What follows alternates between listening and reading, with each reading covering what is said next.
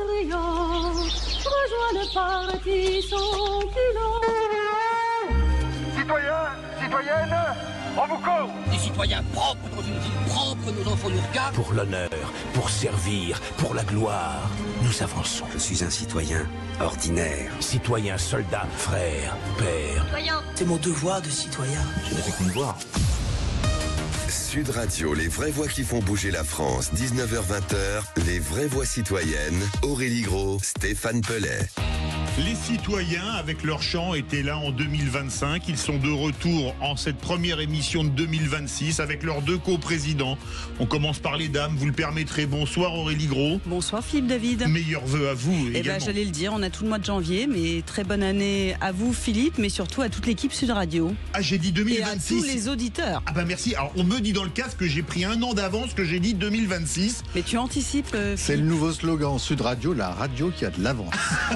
Ah oui, elle a un an d'avance. L'autre co-président, bonsoir Stéphane Pellet et bienvenue en 2025. Excusez-moi. Elle m'a pris ma réplique. Donc bonne année quand même, néanmoins, à tous les auditeurs citoyens et citoyennes. Alors bonne année et aujourd'hui une émission spéciale puisqu'on va parler d'un événement qui va avoir lieu avec évidemment le G500 citoyen.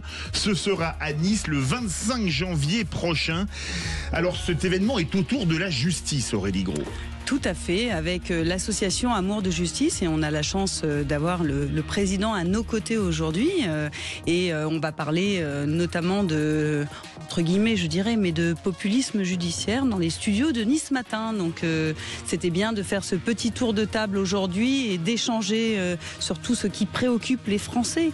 Stéphane Pellet. Alors oui, c'est vrai que c'est un thème qui revient tout le temps dans les émissions, j'allais dire dans tous les grands plateaux, pourquoi pas même dans les matinales, par exemple de Sud Radio, mais aussi dans les pages de Nice Matin et Var Matin, nos partenaires sur cette étape. La justice, elle est souvent rendue de plus en plus sur des plateaux télé, dans les médias, avant même que les instructions n'aient pu commencer. Et puis je suis très impressionné ce soir puisque Jérôme Posa, donc président d'Amour de la Justice et par ailleurs magistrat, je ne sais plus, il va nous dire en 2 mots d'ailleurs ses actuelles fonctions dans l'Est de la France. Et puis nous avons Jérôme Karsanti autour du plateau qui lui est donc maître Jérôme Karsanti car il est avocat et on dit même l'avocat historique de l'association Anticorps. Donc oui, c'est vrai, vous avez l'air un peu historique ce soir. Voilà. Oui, il vaut mieux. Le micro n'est pas ouvert. On n'a pas entendu. Le micro était pas. C'est pas grave. C'était donc Anticorps, canal historique. Voilà. Donc nous allons parler de tout ça, de cette justice quelquefois, donc on le disait, rendue dans les médias, mais aussi de cette justice qui quelquefois, on pourrait dire, donne un petit peu le bâton pour se faire battre. Donc on verra comment on peut renouer avec une relation au peuple qui ne soit pas une relation simpliste. Voilà. Allez, c'est parti pour cette émission qu'on peut qualifier d'émission spéciale en fait, puisqu'on fait toute l'heure sur un seul et même sujet. Les vraies voix Sud Radio.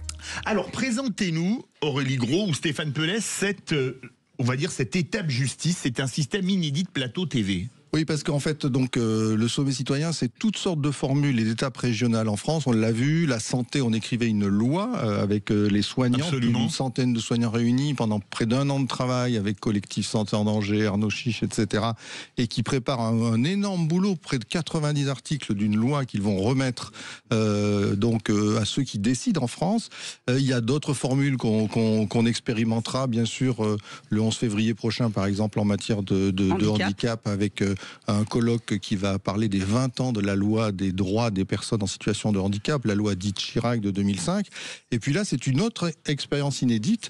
Il faut se tourner vers Jérôme Posa d'ailleurs pour qu'il nous en parle, puisque vous avez décidé, Jérôme, de réunir dans un même plateau et à 5 reprises dans une même journée, et qui pourra être suivi, ça soit à la fois bien par des auditeurs que par des téléspectateurs, sur donc des plateaux télé à Nice, donc avec nos confrères Nice Matin, Var Matin. On aura d'ailleurs le directeur de la rédaction en ligne tout à l'heure à 19h30. Vous allez donc proposer aux magistrats et aux journalistes d'être confrontés avec des thématiques. Peut-être vous allez nous rappeler les principales thématiques, tandis qu'on salue l'arrivée de Laurence Sebag. Qu'on voit en visio, c'est en train de se caler, il y a eu un petit problème technique. Ce qui peut arriver. Jérôme Posa. Bonjour à tous et meilleurs vœux à Sud Radio. Merci à vous aussi. Vous m'entendez tirez bien le micro vers vous. Vous m'entendez bien. Voilà. Voilà, merci de m'inviter. Alors pour répondre à la première question de Stéphane, je suis actuellement premier vice-président en charge du service de l'application des peines à Nancy. Je reste toujours président de l'association Amour de la justice. Et effectivement, comme Stéphane le disait, nous avons mis en place, on va dire, un événementiel qui sort un petit peu de l'ordinaire. On va faire une sorte d'émission télévisée où on va réunir des avocats, des magistrats, mais surtout des journalistes, des politologues, des constitutionnalistes et des gens un petit peu habitués des médias, notamment des sociologues en communication et en médias. L'idée est de pouvoir avancer sur le thème du populisme judiciaire, donc qui est une expression que personne ne connaît trop. Je me propose de vous en donner une définition rapide. J'allais vous le demander. Voilà, le populisme judiciaire, mis un peu à toutes les sauces. Exactement. Donc, comme on dit dans le Sud, Kézako. Le populisme judiciaire, donc c'est le populisme appliqué à la justice. C'est l'instrumentalisation de l'opinion du peuple par des personnalités médiatiques et ou politiques, par des groupes d'intérêt ou des groupes d'influence, qui vont s'ériger en porte-parole du peuple et accabler la justice en disant que c'est un petit peu le principal des maux de notre société. Et j'imagine que dedans, vous mettez aussi tout ce qui est réseaux sociaux. Tout à fait. C'est un phénomène de fond qui s'inscrit dans un autre phénomène qu'on appelle la post-vérité, où finalement la vérité laisse place aux croyances, aux opinions, à l'émotion, et qui est, on va dire, alimenté et hyperbolisé par les réseaux sociaux, par cette société du commentariat permanent. Et finalement, il y a le populisme judiciaire, il s'ancre sur un discours qui se décline en deux thèmes principaux. Le premier, c'est un discours qui tend à dire que finalement, il faut quelque chose de punitif au nom des victimes bafouées et contre les institutions qui sont critiquées et discréditées. Et le deuxième axe de ce discours, c'est un discours de simplification permanente des complexités de la chose judiciaire, où finalement la justice est toujours rendue trop lentement, de manière politique, de manière partiale, et où l'on oppose en permanence et systématiquement la sécurité des Français aux règles de droit. C'est comme si vous voulez... Les règles de droit, les libertés, qui sont quelque part la quintessence de notre civilisation, sont devenues un aveu de faiblesse, voire même un signe de décadence. C'est ça le populisme judiciaire, et c'est ça que, avec l'association et grâce à IDEL Citoyens, on veut réunir autour de la table des citoyens, parce que la justice, elle appartient aux citoyens. Elle est d'ailleurs rendue au nom du peuple français. Nous, on est juste les gardiens du temple, mais la justice, elle appartient à tout le monde. Tout le monde a le droit de s'exprimer dessus. Mais il faut quand même des limites, et surtout, il faut lutter contre la désinformation judiciaire qui fait beaucoup de mal à notre justice. Stéphane Pelé. On peut peut-être, puisqu'on va avoir 4 temps dans notre émission ce soir... on a tout le monde pour les 4 temps, voilà, sauf Guillaume Ricard qui sera là à partir de 19h30. On a 4 heures. Non, parce qu'après, il y a le rugby. Vous savez qu'on est sur Sud Radio. Laurent Sauvac, bonsoir. C'est pareil, je crois que c'est important que vous vous présentiez. Et puis, en une petite minute, pourquoi encore actuellement la justice, en effet, rendue au nom du peuple, excusez-moi, je simplifie un peu, n'est-elle pas populaire, au sens, finalement, n'a-t-elle pas la cote ? Bonsoir, est-ce que vous m'entendez bien ? Oui, sûr, très bien. Très bien. On vous voit, on vous entend parfaitement bien. Pas de discrimination avec les Toulonnais. Donc, Laurent Sauvac, je suis magistrat conseiller à la Cour d'appel d'Aix-en-Provence, et il se trouve qu'avec Jérôme Posage, je suis un des animateurs de cette association qui s'appelle Amour de la justice. Et effectivement, on a tenu à mettre en place cette manifestation le 25 janvier parce que cette justice, effectivement, elle n'est pas populaire, et c'est tout son paradoxe, d'ailleurs, parce que vous le disiez il y a un instant, elle est rendue en son nom, et finalement, ce peuple ne la comprend pas. Très rapidement, pourquoi il la comprend pas ? Parce que d'abord, elle a un jargon un peu particulier qui la rend difficilement décryptible, et puis elle peut paraître assez loin des préoccupations des Français, alors qu'en réalité, et on a écrit un livre sur la question qui s'appelle « Justice partout, justice nulle part », on a montré à quel point elle est au cœur de la préoccupation des Français. Et où finalement, elle est au cœur de toutes les conversations. Vous constaterez que sur n'importe quel sujet, tout le monde a un avis sur la justice, même quand il ne la connaît pas ou ne la maîtrise pas. Mais même sur tout le reste. Elle est forcément... Et sur tout le reste, mais c'est vrai que la justice, comme d'autres domaines, comme celui de la santé, par exemple, tout le monde a un avis dessus. Et tout le monde a d'ailleurs un avis et des conclusions assez fermes. Combien de fois on entend le poncif, la justice est là pour emprisonner ? Non, la justice pénale, elle n'est pas là pour emprisonner. Elle est là aussi pour emprisonner quand c'est nécessaire. mais c'est pas la seule aspiration à laquelle elle était assignée. Et tout ça, c'est la faute à qui? Très rapidement, chacun a sa part de responsabilité. Il faut savoir d'ailleurs balayer devant sa porte. La justice elle-même est d'abord responsable de cette difficulté à être comprise à l'extérieur parce qu'elle ne communique pas ou elle communique très mal. Et c'est un des objets de notre association que d'une certaine manière d'essayer de mettre en place cette communication. Et puis évidemment il y a aussi la responsabilité du peuple qui cède parfois la facilité des commentaires faciles, et puis après il y a d'autres formes de responsabilité, une certaine forme d'instrumentalisation de cette dernière par les politiques, et avec eux certains médias qui se laissent emporter dans le flot des commentaires parfois un peu faciles. Donc voilà, on essaye à travers cette manifestation du 25 janvier prochain de pouvoir donner la parole à tout le monde et mettre en place en présence des citoyens, leur donner la possibilité de s'exprimer sur le sujet, et un certain nombre d'autres experts. Les vraies voix citoyennes avec, comme tous les lundis, Aurélie Gros et Stéphane Pellet. Jérôme Carsenti, vous allez avoir la parole dans quelques instants. Mais il faut vivre, on se retrouve après une courte page de pub. C'est Alexandre Delevanne et je vous souhaite une belle et heureuse année 2025 avec Sud Radio. Bonne année avec Sud Radio. Sud Radio. Parlons vrai. Sud Radio, les vraies voix qui font bouger la France. 19h-20h, les vraies voix citoyennes. Aurélie Gros, Stéphane Pellet. Les vraies voix citoyennes exceptionnelles ce soir en prévision le 25 janvier prochain à Nice. On sera en partenariat d'ailleurs avec Nice Matin, si je ne m'abuse. On va parler de justice ce soir. On a avec nous, il est en Zoom depuis Toulon, Laurent Sebag, magistrat et vice-président de l'association Amour de la Justice. Ils sont en studio. Le président, Jérôme Posa, président de l'Amour de la Justice et magistrat. Et avec nous, il n'a pas eu la parole, maître Jérôme Carsenti, avocat, on va dire historique, de l'association Anticor qui lutte contre la corruption. Vous avez une question pour Jérôme Carsenti, je crois, Stéphane Pellet. Oui, on venait d'esquisser ce débat entre finalement tous les citoyens et puis les magistrats, les avocats et puis bien sûr les journalistes. Comment faire pour qu'on n'ait pas ce sentiment de tribunal populaire quand on arrive dans les médias, mais aussi comment faire, maître, pour que l'action que vous avez par exemple vous menez au titre d'une association, puisque donc je le disais tout à l'heure, on vous présente comme l'avocat historique d'Anticor, comment faire en sorte que ces actions ne se retournent pas finalement contre le but de fond qui est celui de faire donner le sentiment aux gens que la justice est réellement appliquée et qu'elle passe et qu'on n'est pas dans un monde de tous pourris. Rappelons-le, à Anticor, vous allez nous le dire, quelle était l'action, quelle est l'action ? C'est la vraie question, j'allais dire la question essentielle que vous posez. Ça d'ailleurs était toujours au cœur de la réflexion d'Anticor.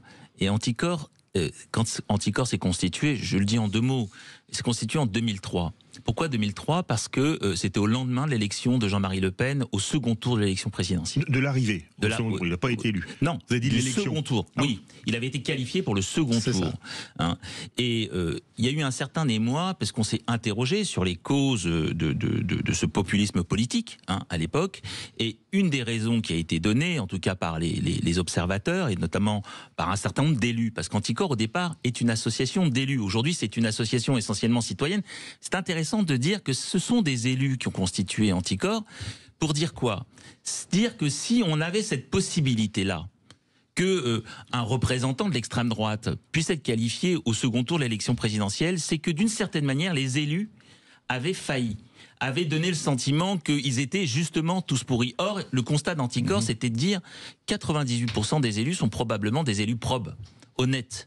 Et c'était cette idée qu'il fallait que l'honnêteté soit portée par les élus. Et c'est au départ, Anticor n'est pas une action qui va faire de l'action judiciaire, mais une association qui a pour but de promouvoir l'éthique et la probité en politique par les personnes concernées principalement, c'est-à-dire les élus.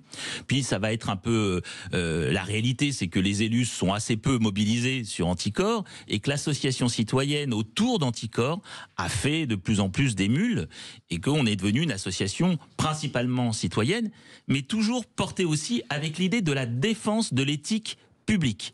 Et ça, c'est vraiment au cœur du combat. Et rappeler d'ailleurs quelques affaires peut-être célèbres que tout le monde est en tête. Ce qui est intéressant de comprendre dans le processus judiciaire d'Anticor, c'est que quand on se constitue en 2003, les associations anticorruption n'ont pas le droit d'ester en justice. Elles sont interdites.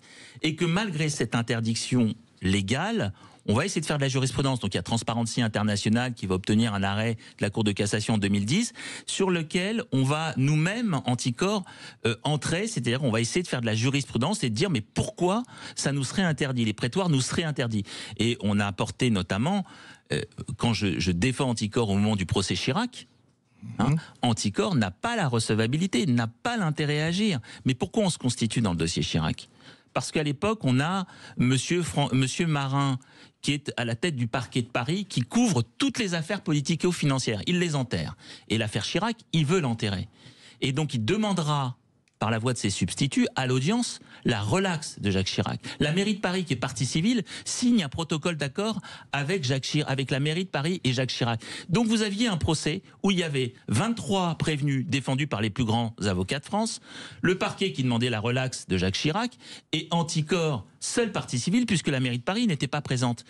Nous avons joué le rôle de vigie citoyenne, de relais de la parole publique, de la contradiction, du contradictoire, et d'une certaine manière, nous avons, même si nous avons été déclarés in fine irrecevables par le droit, nous avons vaincu, je dirais, une certaine image pour le citoyen de réparation. Oui, il y avait une vérité qui était dite et le tribunal nous a donné néanmoins raison. Pardon, j'ai été trop long. Non, mais parce que vous parlez des politiques et des interférences lors notamment des procès historiques et aujourd'hui, parce que bon, vous parliez notamment de la montée de l'extrême droite. Là, on voit que c'est même plus une montée, c'est une montagne. Et vous constatez aujourd'hui que la politique est autant présente dans la justice, les interférences entre les politiques et la justice ? Ce qui est vrai, c'est que on a initié un combat judiciaire qui a fait que les élus sont de moins en moins innocentés par la justice et que de plus en plus la justice fait son travail d'indépendance. On a eu la création du parquet national financier qui a fait un travail considérable. Les magistrats du siège sont de plus en plus indépendants et prononcent des décisions de plus en plus lourdes. On a des peines de prison qui ont été prononcées. Alors, je suis contre la prison, c'est pas l'idée d'être pour ou contre la prison, c'est l'idée que le citoyen puisse être jugé à égalité, qu'il soit politique ou non politique. Et on a des condamnations de Balkany à 4 ans de prison, on a eu des condamnations de Carignon, Boucheron à Angoulême. Oui, vous avez raison. Sarkozy. Il y a Sarkozy qui a pris un enfer. Il y avait eu Jacques Médecin déjà il y a quelques décennies. Oui, mais on voit bien que donc de plus en plus de politiques sont dans les prétoires, ce qui vient être une sorte de paradoxe, et je rejoins sur ce que disait tout à l'heure monsieur Posa, mais peut-être que vous voulez m'interrompre.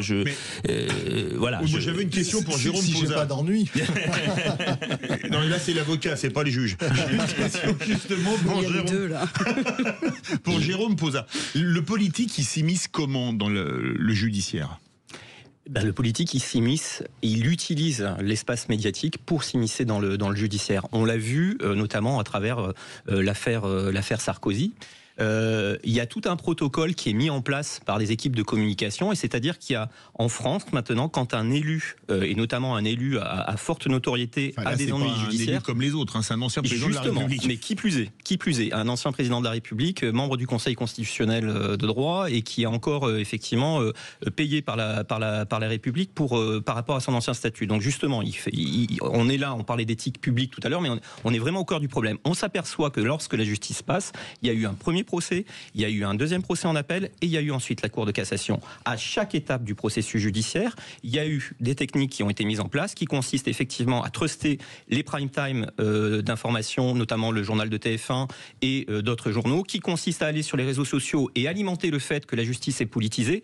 Donc, salir la justice, dire que la justice est partiale, aller chercher chaque magistrat pour dire tiens, il appartient à tel syndicat, et comme il appartient à tel syndicat, forcément, il est anti, par exemple, Sarkozy. Il y a tout un stratagème qui est construit, qui est alimenté ensuite par les partisans sur les réseaux sociaux, et on arrive au final à une désinformation judiciaire où la substance est totalement oubliée par rapport à, on va dire, la notoriété de la personne qui est jugée. Quand un syndicat vous met sur un mur des cons et qu'un membre du syndicat doit vous juger après, ça pose quand même un peu question. Alors Philippe David, il va falloir qu'on clôt ce chapitre. Le mur des cons, c'est 2013. Le mur des cons, c'est 5 personnes dans un local syndical. Les membres de ce syndicat ne sont pas au courant du mur des cons. Et je rappelle que ce syndicat est minoritaire. Nous sommes 9000 magistrats. Mais ça se fait pas. Syndicat... Et ça se fait pas. Ils ont été, ils ont eu des ennuis, ces personnes-là. Mais de là à dire que 5 personnes dans un local syndical qui bénéficient à ce moment-là d'un détachement, c'est-à-dire qu'ils n'exercent pas des fonctions juridictionnelles, ces 5 personnes-là, pour ad vitam, à perpétuité, vont déteindre sur la magistrature, et la magistrature restera les bobos de gauche, ceux qui sont contre la droite, et voilà.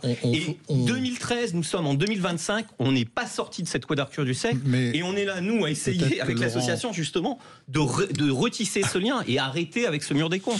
Laurent, juste avant qu'on ne fasse une petite coupure pub, et on reviendra sur tout ça, le fameux paradoxe dont on parlait avec Maître Carsanti au début, est-ce qu'il est levé avec le fait qu'une association, au départ, qui devait souligner la probité par la très très grande majorité des élus, finalement, arrive à se faire connaître essentiellement parce qu'elle s'attaque, et à bon droit, c'est le cas de le dire, aux forts, à ceux qui nous gouvernent, ceux qui nous dirigent? Le paradoxe, enfin, là, il n'y a pas de paradoxe à proprement parler, là. C'est qu'on parle forcément des trains qui n'arrivent pas à l'heure. Oui, mais après, il faut pas oublier quand même que ces associations constituées, elles sont voulues par le législateur. Qu'à un moment donné, on puisse permettre à la société civile, à travers les associations et les partis qu'elles représentent, de venir intervenir dans un procès pour porter leur parole. C'est d'essence démocratique et c'est souhaité par le législateur. Là, il y a pas de paradoxe à ce niveau-là, me semble-t-il. Les vraies voix citoyennes, 19h28 passées de 25 secondes. On se retrouve tout de suite pour continuer à parler justice, et on aura avec nous Guillaume Ricavi de Nice Matin, puisque ce sera organisé à Nice dans les locaux de Nice Matin le 25 janvier prochain. On se retrouve tout de suite sur Sud Radio. C'est Brigitte Lahaye. Fêtons ensemble 2025. Je vous souhaite une belle année d'écologie relationnelle. Bonne année 2025 à tous. Bonne année avec Sud Radio. Sud Radio. Parlons vrai. Dis Alex, ça Sud Radio, les vraies voix qui font bouger la France. 19h-20h, les vraies voix citoyennes. Aurélie Gros, Stéphane Pellet. Les vraies voix citoyennes, spéciale justice, avec comme tous les lundis, les co-présidents du G500 citoyens, Aurélie Gros et Stéphane Pellet. Et je ne sais pas qui de vous deux voulait réagir en premier. Aurélie Gros, Stéphane. Je pensais que nous avions le journaliste. Guillaume Ricavi est en train de se connecter. La connexion, vous avez remarqué qu'on a quelques petits problèmes de connexion ce soir. Ah bon, d'accord, on peut réagir. De ce qu'on appelle les caprices de la technique, mais ça va arriver, ne vous inquiétez pas. Non, moi je suis assez d'accord sur les interventions de nos 2 invités, de nos 3 invités même. Je n'oublie pas la visio, notamment sur le mur des cons, et je faisais le parallèle avec ce que nous disait Maître Carsanti. Effectivement, aujourd'hui, tous les magistrats sont des cons, tous les élus sont corrompus, et je pense qu'il y a peut-être un moyen de mieux informer aussi la population sur la séparation des pouvoirs et sur leur rôle dans la démocratie. Donc, selon vous, c'est une question ouverte, Maître Carsanti, peut-être, quelle serait la méthode pour mieux informer les citoyens sur le rôle de la justice et la séparation des pouvoirs. Je pense déjà qu'il y a une responsabilité forte du politique et des politiques. C'est-à-dire qu'aujourd'hui, vous parliez, Monsieur Posa, de la responsabilité d'utilisation, de l'instrumentalisation. On voit bien qu'est en train de renaître un vieux débat historique, qui est de dire, il y a la sécurité contre l'état de droit. Parce que ce qui est derrière, en réalité, le débat actuel, c'est l'attaque contre tout ce qui nous a constitués depuis 1945. On pourrait remonter avant, mais déjà depuis 1945, c'est-à-dire tout le corpus juridique international, et de dire que tout ça, c'est un frein, en réalité, à l'immersion de la vérité. Moi, je suis très inquiet par une chose, c'est que vous avez des politiques qui viennent dire que la justice n'est pas assez sévère. Je parle sous le contrôle de Monsieur Posa, la justice est très sévère. La justice en France est très sévère. Mais on a ce refrain de dire que la justice n'est pas assez sécuritaire, que la justice n'est pas assez sévère, que la justice est politique, mais que quand la justice s'attaque aux politiques, alors elle est trop sévère. Alors elle est injuste, alors elle est de parti pris. C'est-à-dire que, à un moment donné, il va falloir rétablir ce que moi j'appelle modestement la complexité dans l'échange et dans la parole publique. La parole publique, elle doit revenir à une sorte de mesure, de réflexion et faire attention à ce qu'elle signifie aux citoyens, parce qu'elle est en train de détruire les bases démocratiques sur lesquelles elle est constituée. Et on voit bien comment l'état de droit s'effiloche. Aujourd'hui, aux États-Unis, il s'effondre et il va s'effondrer. En France, on est sur des bastions qui sont en train de bouger. Il faut faire très attention et la responsabilité du politique est essentielle aujourd'hui dans le débat public. Les problèmes techniques ont été résolus. Stéphane Pellet, là c'était avec Toulon, on va pas très loin. Hein. Il y a une centaine de kilomètres à l'est, direction Nice. Bonsoir Guilhem Ricavi. Je me retiens sur le kilométrage. J'ai dit à peu près 100 km, je ne dois pas être trop loin de la vérité. Oui, un peu plus quand même. Ce soir, nous avons donc Toulon-Nice, les frères ennemis, en tous les cas en termes de département, juste à côté les uns des autres, avec des figures politiques en plus à leur tête, qui font que souvent ça chauffe là-bas au bord de la Méditerranée. Guilhem Ricavi, on est heureux de vous accueillir donc dans ce débat parce que vous représentez donc 2 titres, Var Matin, Nice Matin, qui sont associés à cette expérience assez originale. Donc le samedi 25 juin, avec toute l'équipe d'Idéal Citoyen, mais aussi donc un certain nombre des personnes qui sont autour de la table, des magistrats, des sociologues, des journalistes. Donc on va essayer avec un certain nombre de plateaux et d'invités d'aller dans le sens de la discussion qu'on avait à cet instant-là, c'est-à-dire comment faire en sorte, malgré les discours ambiants, malgré les affaires qui sortent finalement, c'était ça un petit peu le paradoxe, Laurent, malgré tout ça, de dire que la justice fait son travail, mais peut-être que les journalistes aussi aident à passer ce message. Alors effectivement, je crois que vous soulevez une bonne question dans un monde de défiance à l'égard de la chose politique et on le voit élection après élection, il y a peut-être un besoin de renouer avec une certaine forme de confiance et effectivement d'une certaine façon aussi, je pense que nous journalistes pouvons avoir un rôle à jouer en la matière, même si nous aussi on est parfois source de défiance et on l'a bien vu ces derniers mois et ces dernières années, mais je pense que dans le dialogue peut toujours ressortir quelque chose d'intéressant, de construit, de réfléchi et il n'y a peut-être d'ailleurs pas d'autre solution que le dialogue pour y parvenir et l'échange. Et justement, la formule qu'on utilisera, c'est une formule de plateau télé pour, disons, aller faire moderne et puis aussi donner aux gens envie de nous écouter, puisque c'est une forme qui nous oblige à nous exprimer et d'être compris par le plus grand nombre. Comment on fait quand même globalement pour parler justice quand on édite comme vous, Nice Matin, Var Matin, c'est des titres importants qui sont très très lus sur la Côte d'Azur. Alors pour parler de justice, c'est vrai que alors il y a plusieurs façons d'en parler. On a des journalistes spécialisés là-dedans. Ici à Var Matin, on a 2 journalistes qui s'y consacrent au quotidien, un plutôt côté assises, l'autre plutôt côté correctionnel, avec des sujets très variés. Beaucoup de faits de société qui passent dans les tribunaux, qui disent aussi beaucoup de choses. Les violences faites aux femmes ou les violences intraconjugales telles qu'on les voit. Je vois remplissent les salles d'audience dans les tribunaux aujourd'hui. Il n'y a pas une semaine sans qu'on se trouve pas confronté à des sujets comme cela. Et puis, il y a aussi beaucoup de justice à traiter autour de la chose politique dans nos 2 départements où je vois que régulièrement les tribunaux deviennent des lieux de règlement de compte politique. J'en parlais avec un maire d'une commune à côté de Toulon il y a pas très longtemps. Qui me disait que ses opposants, en fait, l'envoyaient devant les tribunaux à tour de bras parce que c'était un outil, une arme aujourd'hui véritablement politique. Et donc, il fallait réussir parfois à prendre un peu de distance sur la vérité des faits. C'est pas parce qu'on se retrouve devant un tribunal forcément qu'on est en cause, et bien heureusement.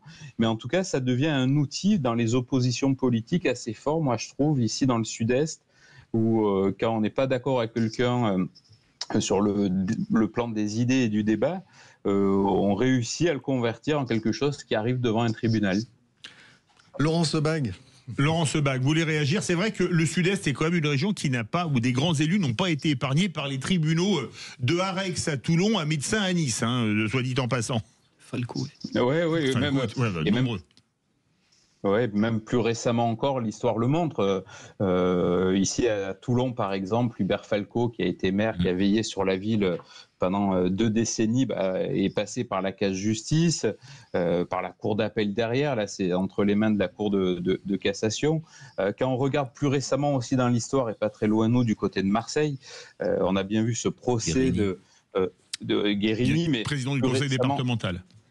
Oui, exactement. Le procès de l'effondrement des immeubles de la rue d'Aubagne est devenu à l'arrivée un procès politique aussi, puisque c'est retrouvé l'élu en charge de la sécurité, qui d'ailleurs était le seul à incarner la ville de Marseille devant les tribunaux. Mais c'est vrai que la justice ici rattrape souvent les élus, alors parfois à raison d'ailleurs aussi, parce que je pense qu'on s'est exempté parfois de quelques règles et de droits parmi les élus du Sud-Est. Mais il y a un véritable phénomène, je pense, quand même, qui accompagne aujourd'hui la judiciarisation, en tout cas, de faits politiques. Laurent Sebag, vous voulez réagir a priori? Oui, je vais dans le sens de Guillaume Ricavi, mais je pense qu'il faut quand même bien faire la part des choses entre l'instrumentalisation de l'appareil judiciaire pour régler des comptes politiques entre élus. C'est une chose, et là, évidemment, la justice fait, elle aussi, la part des choses. Quand les faits ne sont pas caractérisés, elle relaxe. Et puis les condamnations effectives. Alors, il est vrai qu'il y a un certain nombre de condamnations dans le Sud-Est. Est-ce que c'était un magistrat à tirer la conclusion politique de cette situation? Je ne suis pas certain, mais en tout cas, ça veut dire qu'à un moment donné, eh bien, on confond un peu la gestion politique normale avec des instruments qui ressemblent un peu à des méthodes de voyous. Donc, alors pourquoi ça concerne le Sud-Est?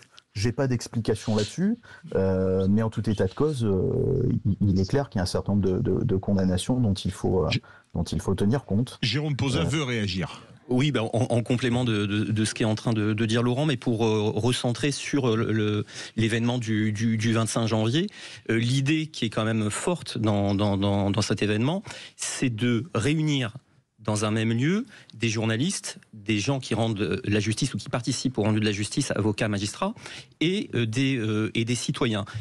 L'idée, c'est que quand même, cette chaîne-là puisse lutter contre cette radicalité politique qui s'exerce à travers les médias et les réseaux sociaux, et de voir comment le citoyen peut bénéficier d'une vraie information par un journaliste qui garde sa liberté d'appréciation et sa liberté de commentaire de la justice, tout en respectant les principes cardinaux que rappelait Maître Karsanti, qui sont notamment la présomption d'innocence, le droit à un procès équitable et l'égalité de tous devant la loi. L'idée, c'est de se mettre ensemble et de voir comment on peut améliorer ça pour justement lutter contre cette désinformation judiciaire qui est exploitée et instrumentalisée par ce qu'on appelle la radicalité politique. Mais la présomption d'innocence, même sans radicalité politique, dès lors que vous êtes mis en examen, ça fait la première page, la deuxième page, la troisième page des journaux, et le jour où vous êtes blanchi, il y a 3 lignes dans un entrefilet. Merci, bonsoir. Philippe David, justement par rapport à ça, sur les réseaux sociaux, je pense que je suis un des seuls à avoir commenté la relaxe de la maire de cette commune de région parisienne qui avait été mise en examen pour des faits de complicité de trafic de stupéfiants. Je ne sais pas si vous en rappelez, elle a été Non, c'était dans Lyon. C'était peut-être dans Lyon. Tout à fait. Non, c'est pas dans Lyon. C'était en Seine-Maritime. En Seine-Maritime. Dans Lyon, il y a une mise en examen, mais c'est pas. J'ai été le seul, effectivement, à commenter et à dire. Elle a été relaxée. Et effectivement, il faut que sur les réseaux sociaux, à un moment donné, il y ait aussi cette même diffusion de la relaxe, alors qu'effectivement, son nom a été jeté en pâture. Tous les maires ont été accusés de tous les maux. Philippe David l'a bien dit, c'est qu'on en a entendu parler pendant des jours et des jours avec tout ce qui va avec et les insultes sur les élus en général, un discrédit total sur les élus. Et ensuite, là, elle est relaxée. Et, mais là, je me permets, les médias ont un rôle à jouer. C'est-à-dire qu'à un moment donné, effectivement, ça peut attirer ou ça peut faire de l'audimat de parler de la mise en examen d'un élu. Ça fait moins quand elle est relaxée, alors que normalement, il faudrait qu'il y ait une émission spéciale sur cette dame et dire, voilà, elle a été relaxée, qu'est-ce qu'a dit la justice? Et que nous, justice, effectivement, on puisse communiquer en disant, voilà, les attendus du jugement, pourquoi ça a été relaxé, et qu'on finalement on restaure un petit peu l'éthique de cette dame. Il y a votre vice-président Laurent Sebag qui a dit quelque chose, mais on l'a pas entendu. Laurent Sebag.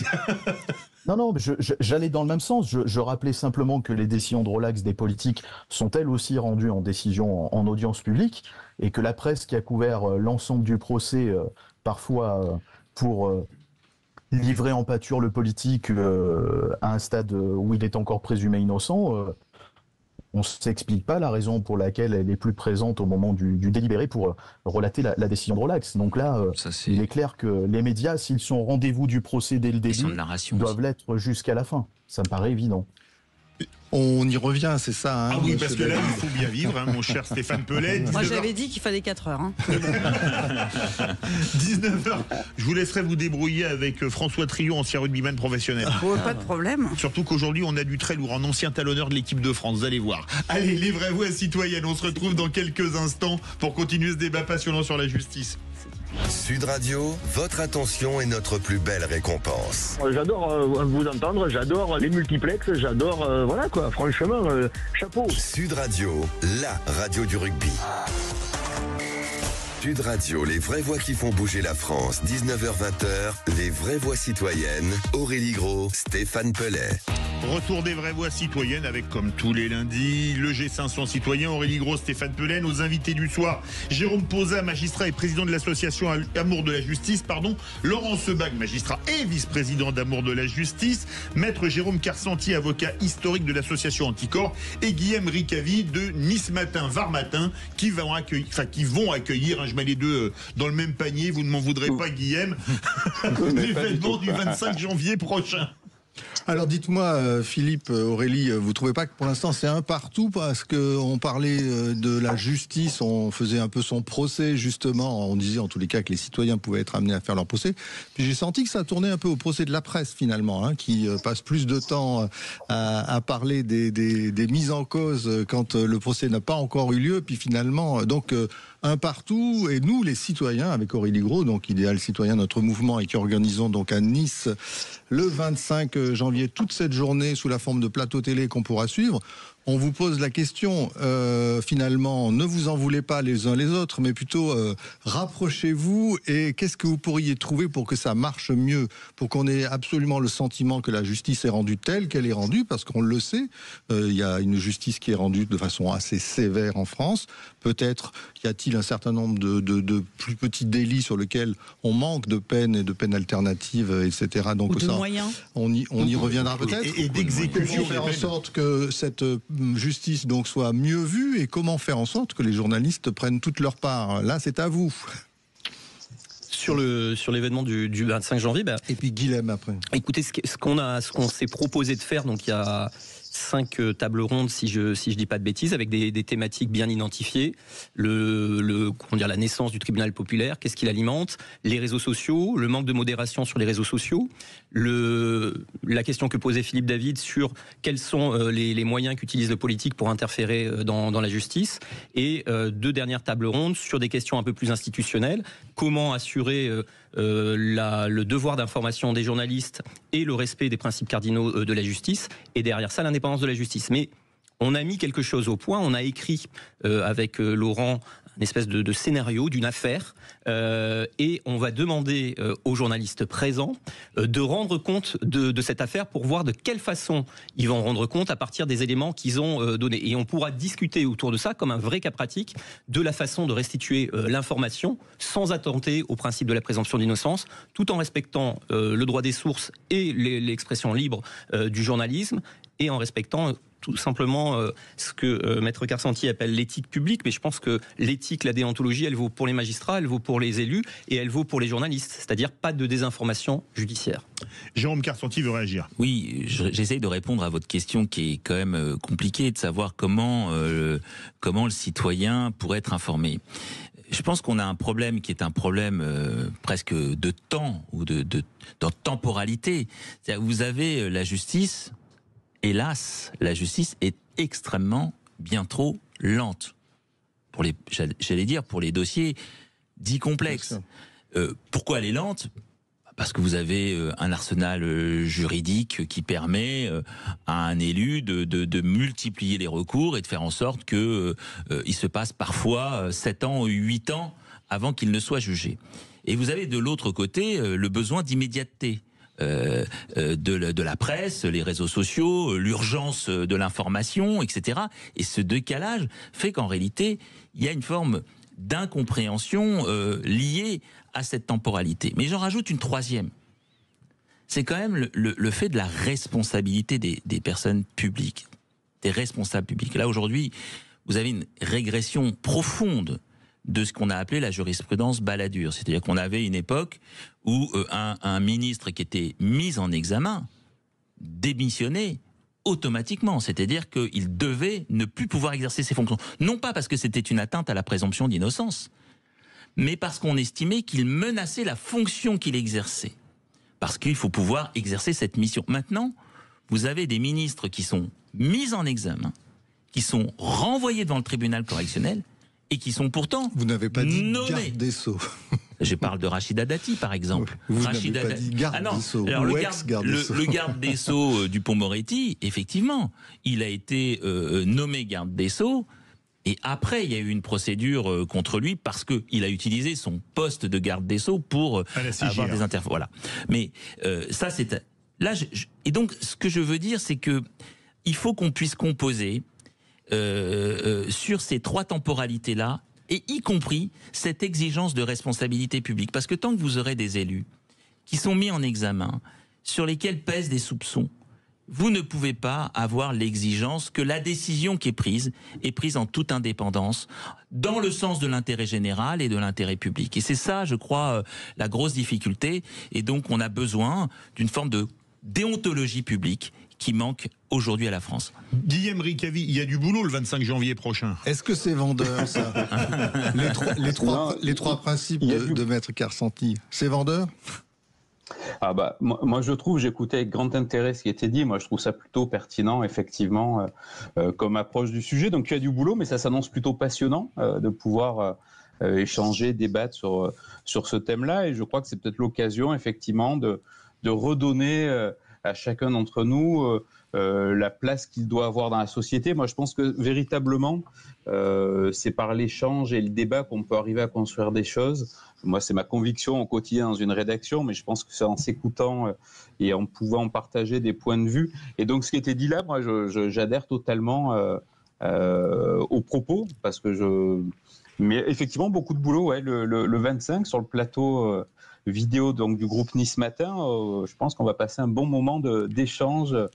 Et il faut le rappeler, avec une modératrice journaliste de très grande qualité, Raphaël Duchemin, qu'il faut qu'on salue, puisque c'est elle qui va vous tenir tous, toute la journée sur les il plateaux. faut une femme pour tenir tous ces hommes, parce que... Laurence Sebag voulait réagir a priori, parce qu'il m'a semblé le voir de l'inné.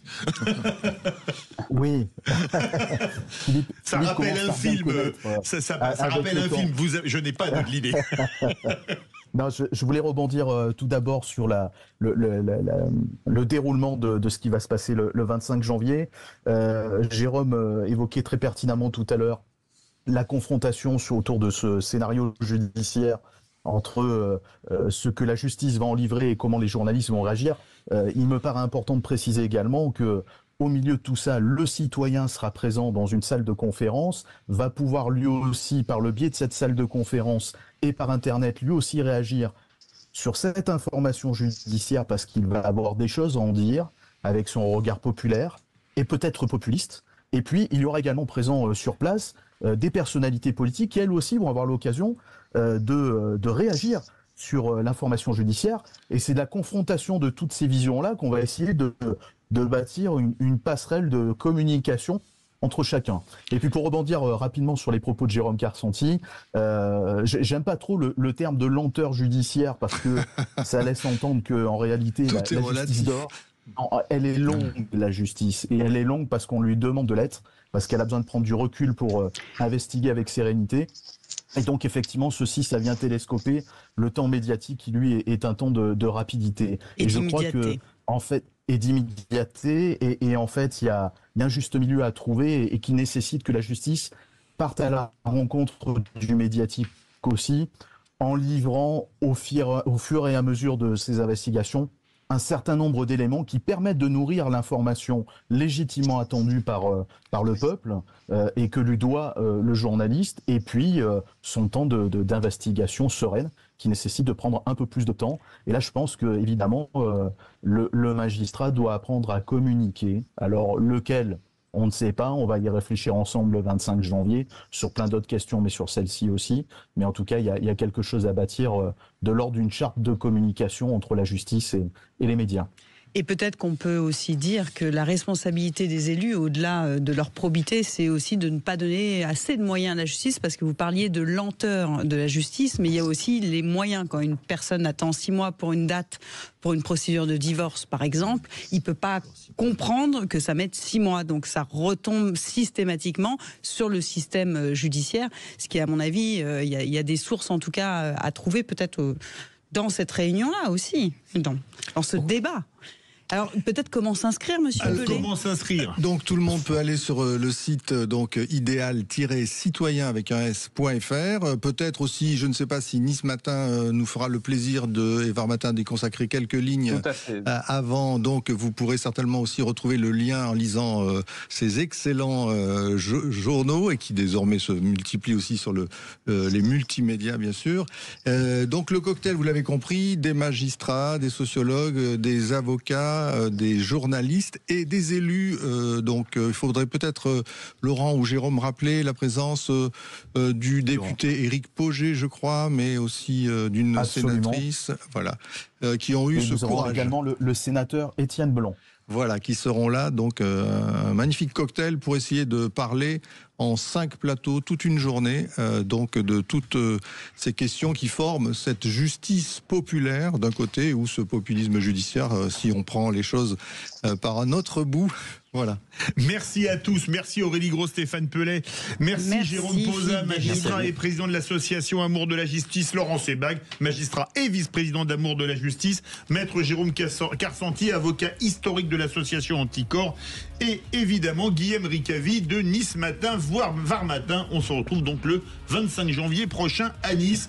Et maintenant, Nice c'est une ville de football, Toulon c'est une ville de rugby. On va prendre la direction de Toulon. De rugby, le stade de rugby en Pro D2. C'est vrai, mais quand même Toulon c'est 3 fois champion d'Europe consécutivement, ce qui est quand même bon. Vrai, et c'est un supporter du stade toulousain qui le dit. Bonsoir François Trio. Bonsoir Philippe, bonsoir à tous. Alors quel est le menu de ces vraies voix du rugby, les premières de l'année d'ailleurs? Vous savez que le lundi c'est l'actualité, on débriefe l'actualité du week-end, mais là il y a une grosse actualité aujourd'hui, pas mal de changements dans les staffs, au stade français, bref on va en parler avec Yoann Huget, bien sûr notre consultant, puis on aura des invités pour parler des 2 équipes en forme, Montpellier et l'Union Bordeaux-Bègles. Yannick Bru, son manager, sera avec nous aux alentours de 20h30, mais nous on commence à 20h. Et bien on commence à 20h et c'est tout de suite sur Sud Radio. On se retrouve demain 17h pour les vraies voix avec Cécile de Ménibus, et restez bien avec nous pour le rugby, ça va être passionnant, et surtout Yannick Bru, quel talonneur. C'est Benjamin Glaise du Petit Matin. Je vous souhaite une très belle année 2025 avec Sud Radio. Bonne année avec Sud Radio. Sud Radio. Parlons vrai. Chez Direct Assurance.